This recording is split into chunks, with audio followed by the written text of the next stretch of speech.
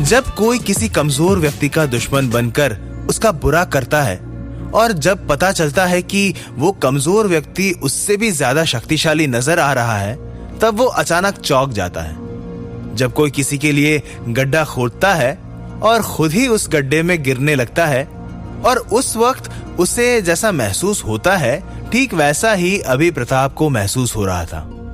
प्रताप, केशव और उसके पिता ने मिलकर हमेशा यही चाहा था कि करण और कुलपति जी के बीच में हमेशा से ही दरार रहे, उनके बीच के रिलेशन में हमेशा से ही खटास रहे, और इसी मकसद से उन्होंने अभी तक ना जाने बाप बेटे के बीच में झगड़ा करवाने के लिए कितने उपाय किए थे।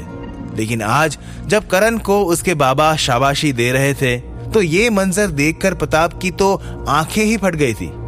प्रताप अपने मास्टर केशव के पास पहुंचकर उनको ये सब बातें बताने की कोशिश करता है, लेकिन उसे समझ नहीं आता है कि वो कैसे बताए। तभी केशव प्रताप के कंधे पर हाथ रखकर कहता है, क्या बात है प्रताप, तुम्हें कौन सी ऐसी उलझन है जो तुम बताने में इतना सोच रहे हो? तभी प्रताप केशव की सांत्वना भरी बात सुनकर कहता है, मास्टर केशव, आप मुझे बताएं कि करण के बारे में आप क्या सोचते हैं? प्रताप के मुंह से अचानक करण की बात सुनकर केशव को कुछ समझ नहीं आता है कि प्रताप इतनी बहकी बहकी बातें क्यों कर रहा है। वो तुरंत उसके जवाब में प्रताप से कहता है, प्रताप, ये तुम्हें क्या हुआ है? तुम अचानक उस करण की बात मुझसे क्यों कर रहे हो? प्रताप केशव की बात सुनकर बस एक ही बात केशव से पूछता है, आप बस इतना बताइए कि आपके करण के बारे में क्या विचार है? प्रताप के इस बेतुके सवाल से केशव को अचानक गुस्सा आ जाता है। वो गुस्से में प्रताप से कहता है, विचार क्या है? एक नंबर का कचरा है वो, हम सबके मुकाबले एक तुच्छ सा है वो। उसकी ना कभी कोई इज्जत थी, ना है और ना ही रहेगी। मास्टर केशव और कुछ बोल पाते उससे पहले ही केशव के पिता प्रताप से आगे आकर पूछते हैं, लेकिन क्या हुआ? तुम अचानक उस नकारा इंसान की बातें क्यों कर रहे हो? क्या आज भी तुम्हें उसने कुछ? केशव के पिता आगे कुछ बोल पाते उससे पहले प्रताप ने उनकी बात काटते हुए कहा, नहीं नहीं, उसकी अब ऐसी दोबारा कभी भी हिम्मत नहीं हो सकती। वो तो उस हादसे के बाद वो मेरे हाथ नहीं चढ़ा, नहीं तो उसका एक एक अंग तोड़ देता। प्रताप के इतना कहते ही केशव का दिमाग गर्म हो जाता है। वो एक जोरदार चीख लगाकर चिल्लाता है, बस बहुत हो गया प्रताप। इससे पहले कि मैं अपने आपे से बाहर आ जाऊं, मुझे बता दो कि तुम आज उस 2 कौड़ी के इंसान की बातें करने के लिए हमारा समय क्यों बर्बाद कर रहे हो? मास्टर केशव के इस भयंकर गुस्से को देखकर प्रताप और उसके पिता दोनों चुप हो जाते हैं और खामोश होकर केशव से नजरें चुराने लगते हैं। केशव गुस्से में प्रताप के जवाब का इंतजार कर रहा था। फिर उसने हिम्मत करके मास्टर केशव से कहा, वो दरअसल मास्टर केशव, बात यह है कि आज जब मैं अपने कमरे में कुछ औषधियां बनाने में लगा था तो मेरे पास कुलपति जी आए थे। क्या कुलपति जी तुम्हारे पास आए थे? प्रताप की बात को बीच में काटते हुए केशव के पिता कहते हैं, हाँ मालिक, कुलपति जी आए थे और उन्होंने मुझे मुंह मांगी कीमत का वादा करके एक औषधि दी थी और कहा था कि तुम इस औषधि की जांच करो और पता लगाओ कि ये असली है या नकली। फिर क्या हुआ? इस बार केशव ने प्रताप की बात को काटते हुए पूछा। मैंने उनकी बात मानकर उनसे वो औषधि ली और औषधालय में जांच करने के लिए उनके साथ गया, लेकिन जब मैंने उस औषधि की जांच की तब मैंने जांच में पाया कि वो औषधि बिल्कुल वैसी ही थी जो पंडित राघवानंद ने अपने समय में बनाई थी। प्रताप ने फटाफट अपनी बात पूरी की। प्रताप की बात सुनकर केशव ने तुरंत प्रताप से कहा, लेकिन तुमने उनसे पूछा नहीं कि ये औषधि उनके पास कहां से आई? मैंने उनसे पूछा कि आपके पास ये औषधि कहां से आई, लेकिन उन्होंने कहा कि मुझे ये औषधि पुरानी संदूक में मिली, लेकिन मुझे ऐसा लगता है कि वो झूठ बोल रहे हैं। और आज जब मैंने देखा तो कुलपति जी करण की पीठ थपथपा रहे थे और अपने गले से भी लगाया और वो दोनों बहुत खुश थे। प्रताप ने अपनी सफाई में कहा। प्रताप की बात सुनकर केशव और उसके पिता के चेहरे के रंग उड़ गए। उन्हें कुछ समझ नहीं आया कि प्रताप कहना क्या चाहता है। तभी केशव के पिता ने गुस्से में कहा, तुम्हारा कहने का मतलब क्या है प्रताप? प्रताप ने हिम्मत करके केशव और उसके पिता से कहा, मालिक, मेरे कहने का मतलब यह है कि कहीं करण ने तो नहीं। प्रताप अपनी बात पूरी कर पाता उससे पहले ही केशव जोर से हंस पड़ा और प्रताप की बात को काटकर हंसते हुए कहा, क्या करण औषधि बनाएगा? जो पिछले साल एक चित्र ढंग से नहीं बना सका वो औषधि बनाएगा? क्या बकवास कर रहे हो प्रताप? जो जंगलों के जानवरों से डरता है, जिसके पूरे नगर में कोई औकात नहीं है, जिसे उसकी पत्नी छोड़कर मायके में रहती है, जिसे ढेले भर का ज्ञान नहीं है, वो जड़ी बूटी बनाएगा? ये तो सच में एक बकवास बात है। केशव की बात को पूरा करते हुए उसके पिता ने उससे कहा,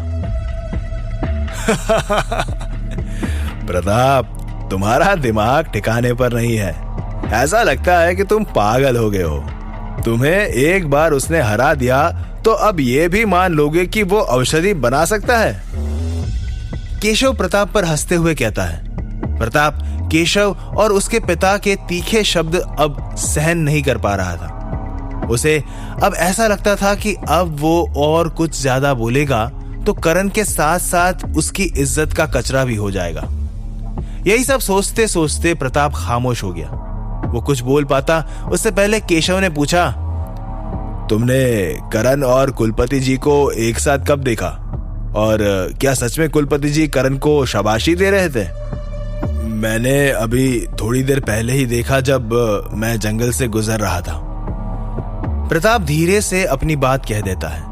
प्रताप की बात पर केशव के पिता तंज कसते हुए कहते हैं, अरे वो दोनों बाप बेटा ऐसे ही हैं। कुलपति होकर भी वो मेरे और मेरे बेटे जितना शक्तिशाली ना हो सका, तो फिर उसकी औलाद की तो छोड़ ही दो।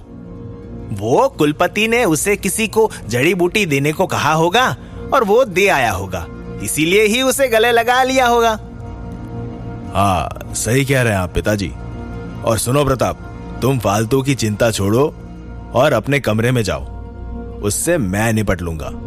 तुम्हारे जैसे बलवान यदि निराश होने लगे तो फिर क्या होगा? केशव ने अपने पिताजी की बात पूरी करते हुए कहा। मास्टर केशव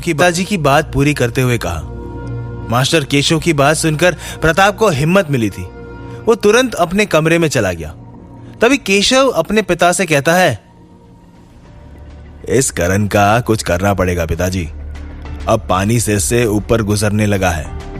अगर वो गलती से भी थोड़ा काबिल हो गया तो इस बार तो पक्का मेरे हाथ से कोटा छीन लिया जाएगा।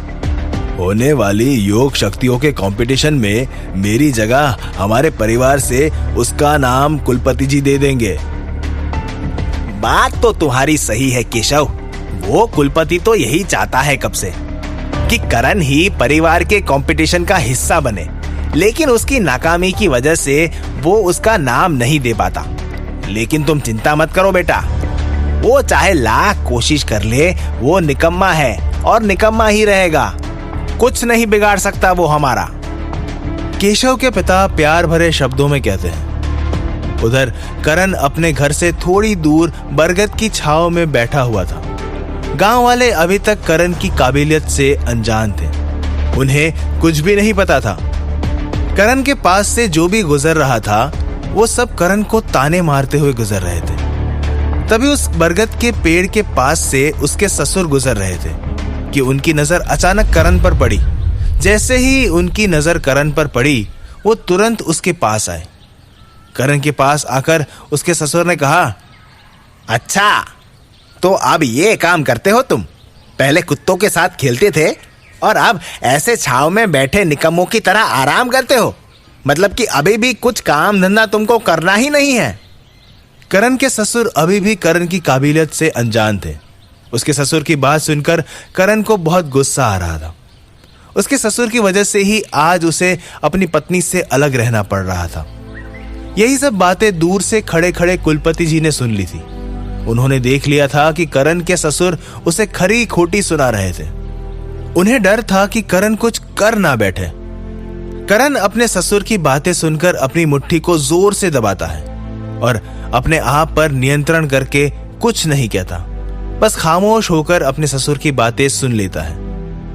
करण को भला बुरा कहकर उसके ससुर वहां से जाने लगते हैं। कुलपति जी चाहते तो करण के ससुर को सच बता सकते थे, लेकिन वो चाहते थे कि करण की असलियत दुनिया बिना बोले पहचाने, जब वो कंपटीशन का हिस्सा बने और जीते। करण के ससुर को जाता देख कुलपति जी भी अपने घर वापस चले जाते हैं। हर बार की तरह इस बार उन्होंने कोई खातिरदारी नहीं की। इस वक्त उन्हें अपने बेटे पर ज्यादा गुमान था। उधर केशव और उसके पिता अभी भी करण को पीछे छोड़ने की तैयारी कर रहे थे। उनके दिमाग में एक बात तो थी कि करण उनके सामने सिर्फ एक कचरा है, पर प्रताप के करण से हारने के बाद वो करण को इतनी आसानी से हल्के में भी नहीं लेना चाहते थे। वो एक दूसरे से दूर खामोश होकर बैठे थे कि तभी अचानक केशव खड़ा होकर अपने पिता से कहता है, पिताजी, बहुत हो गया। अब मैंने एक बहुत ही बड़ा प्लान तैयार किया है। अब मैं और कुछ भी करण की तारीफ में नहीं सुनना चाहता किसी के मुंह से भी। कल उसकी जिंदगी का आखिरी दिन होगा। कल उसकी रात उसके नसीब में ही नहीं होगी। आखिर क्या होगा अब? केशव का बड़ा प्लान क्या है? करण को मारने के लिए केशव ऐसा क्या करेगा? क्या कल करण केशव का सामना कर पाएगा? करण की जिंदगी में क्या तूफान आएगा? जानने के लिए सुनते रहिए रुद्राक्ष रक्षक, ओनली ऑन पॉकेट एफएम।